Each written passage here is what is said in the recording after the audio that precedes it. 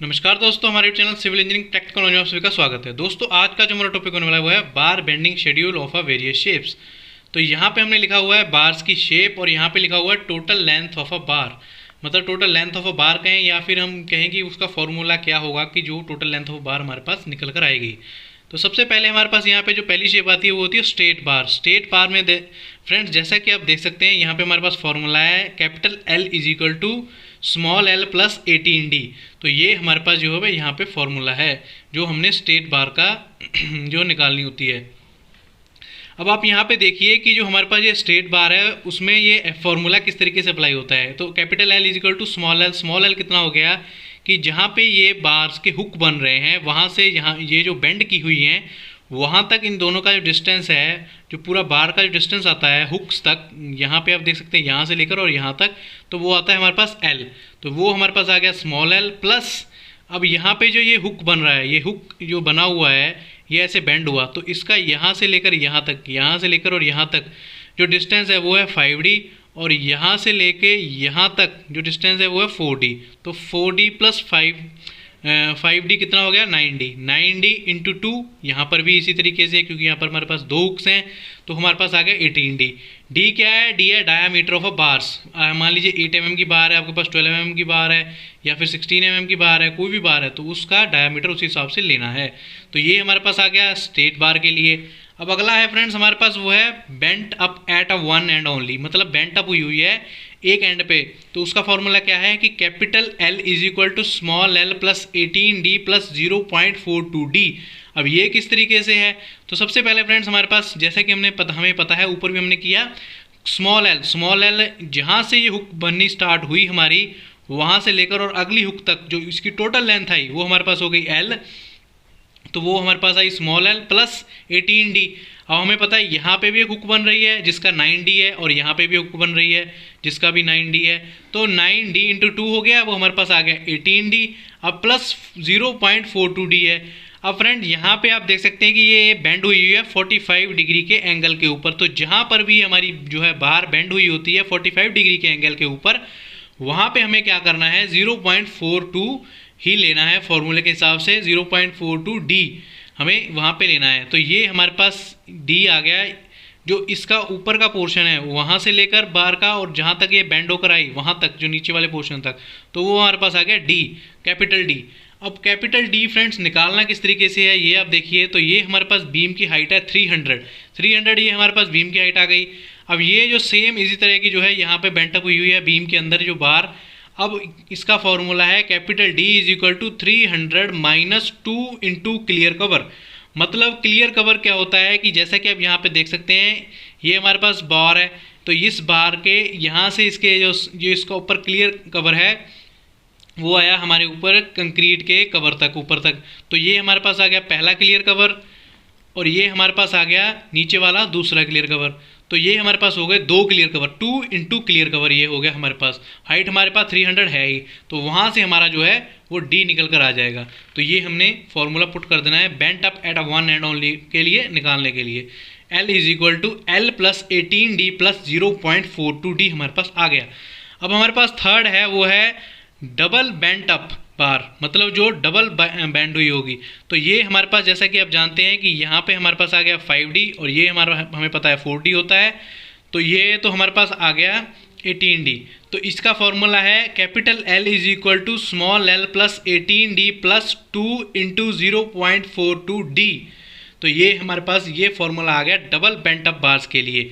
अब ये हमारे पास जैसा कि आप जानते हैं कि स्मॉल l जहाँ से ये मुड़ना शुरू हुआ, जहाँ से हमने यहाँ इसको हुक देना शुरू किया वहाँ से लेकर और दूसरे हुक तक जो टोटल लेंथ आई वो हमारे पास आ गई स्मॉल l।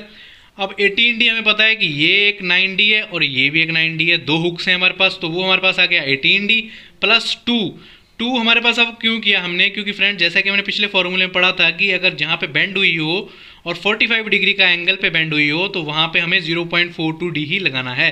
तो यहाँ पे दो बार ये बेंड हुई है, जैसा कि नाम से ही डिनोट हो रहा है डबल बेंट अप बार। तो ये हमारे पास जो है वो दोनों साइडों से बेंड हुई है। L plus 18D plus 2 into 0.42D। अब D मैंने आपको बताया है कि D किस तरीके से जो है वो निकालना है।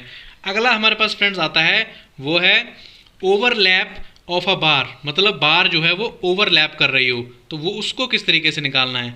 तो जैसा कि आप यहाँ पे डायग्राम में देख सकते हैं, ये हमारे पास जो है वो एक बार है और यहाँ पे जो है इसकी वो ओवरलैपिंग हो रही है और ये जो है यहाँ पे जो है वो हुक बनाए जा रहे हैं। तो जो जहाँ से ये ओवरलैप होनी शुरू हुई, मतलब देखिए आप यहाँ से लेकर और यहाँ तक, तो इतने पोर्शन को हमें फ्रेंड्स क्या करना है, 40D टू 45D लेना है। L is equal to 40D to 45D plus 18D। तो जैसा कि हमें पता है कि ये हुक हुआ 9D और ये हुक हुआ 9D, तो हमारे पास आ गया 18D। अब जहाँ पे इसकी ओवरलैपिंग हुई है, तो यहाँ पे जो है आप देख सकते हैं कि इस पोर्शन में जो है, मैं आपको ये दिखाने के लिए लाइन बना रहा हूँ कि यहाँ पे जो है इसकी ओवरलैपिंग हुई है, जहाँ तक ये हुक्स हैं तो वहाँ पर हमारे पास आएगा 40D से लेकर 45D तक हमें लेना है। ये फॉर्मूला लगेगा जब ओवरलैप ऑफ अ बार हो। L is equal to big brackets small bracket 40D to 45D bracket close plus 18D bracket close.